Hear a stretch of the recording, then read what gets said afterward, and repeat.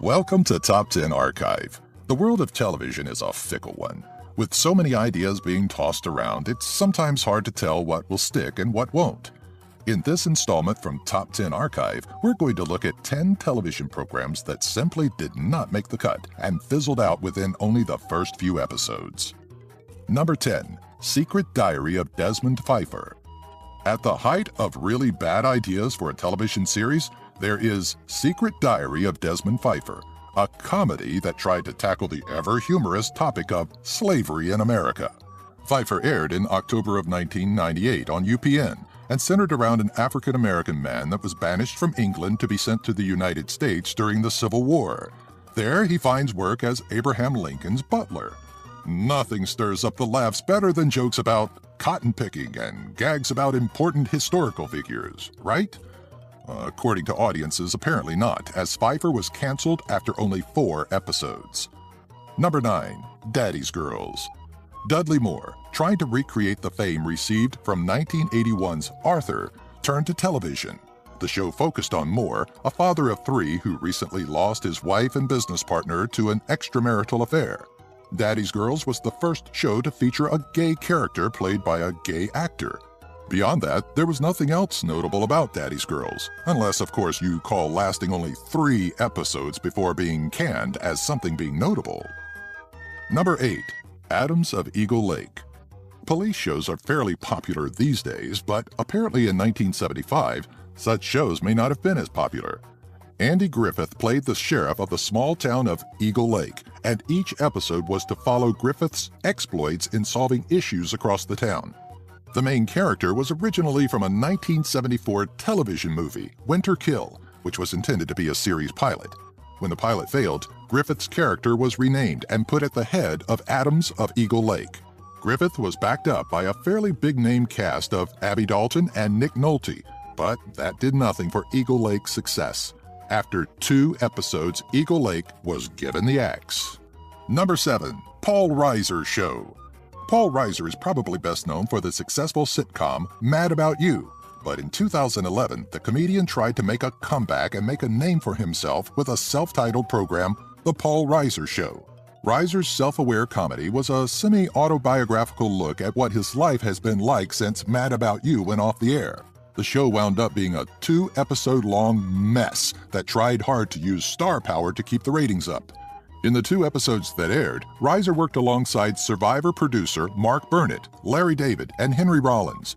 Despite the accompanied big names, The Paul Reiser Show tanked, and at the time produced NBC's lowest rating for an in-season comedy premiere. Number 6. Viva Laughlin. Though this musical comedy-drama mashup featuring British theatrical star Lloyd Owen filmed 8 episodes, only 2 actually made it to air in Canada and in the United States. The show also didn't fare so well in Australia and the UK, as only 1 episode ever saw the light of day. Viva Laughlin follows businessman Ripley Holden on his exploits as he tries to run a casino in the small town of Laughlin, Nevada. Throughout the episodes, characters broke out into contemporary song, filling in that much-needed, unnecessary musical vacancy that all television dramas have been missing. Surprisingly, amongst the lackluster cast was Hugh Jackman, who was also credited as executive producer. Not even the famed Wolverine with his beautiful singing voice could pull Viva Laughlin out of the doomed pit of despair. Number 5. Public Morals. They say that 13 is an unlucky number, and maybe for CBS's 1996 sitcom Public Morals, that was just the case. Regardless of the superstition behind this failed production, of the 13 episodes that Peter Garrity and fellow castmates filmed, only 1 actually made it on the air. The show was yet another cop show and focused on a group of detectives in a New York City vice squad. The show even featured an NYPD Blue crossover, administrative assistant John Irving, portrayed by Bill Brochtrup.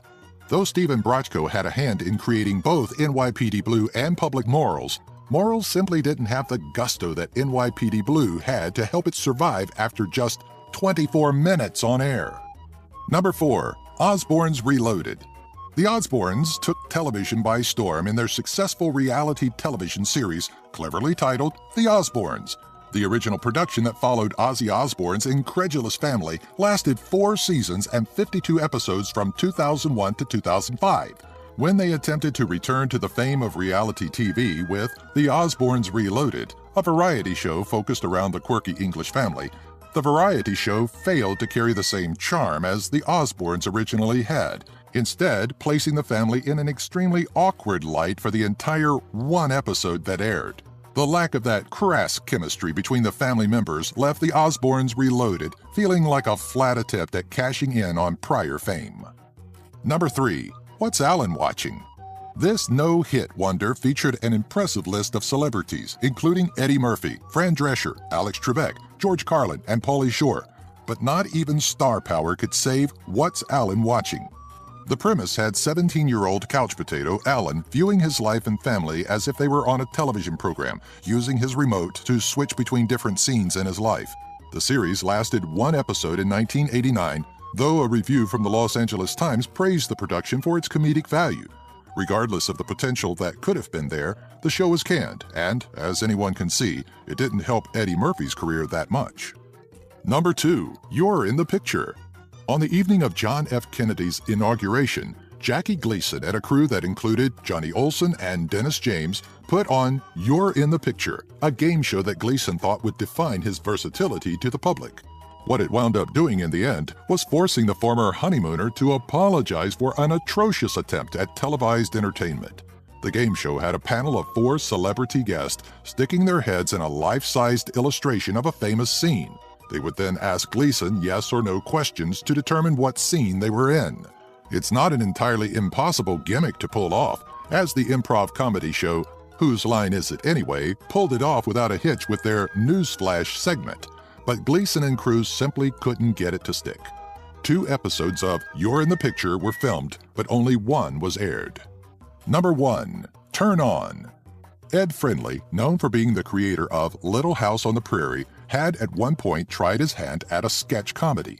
In February of 1969, the sketch comedy show Turn On aired and turned heads across America with risque punchlines and an overt sexuality. Only one episode aired, and certain parts of the country didn't even make it through that first episode.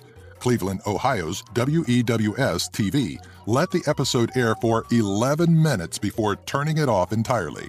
The adult nature of the show left a bad taste in the station immediately, but that's a full 11 minutes longer than other stations. Stations in Portland, Oregon and Seattle, Washington chose not to air the episode at all, citing the same complaints as WEWS-TV. Like these top 10 videos? Subscribe by clicking the annotation here and give our video a like, and share the link for this video with all your friends on your favorite social media sites. Have an idea for a future top 10? Leave a comment in the section below.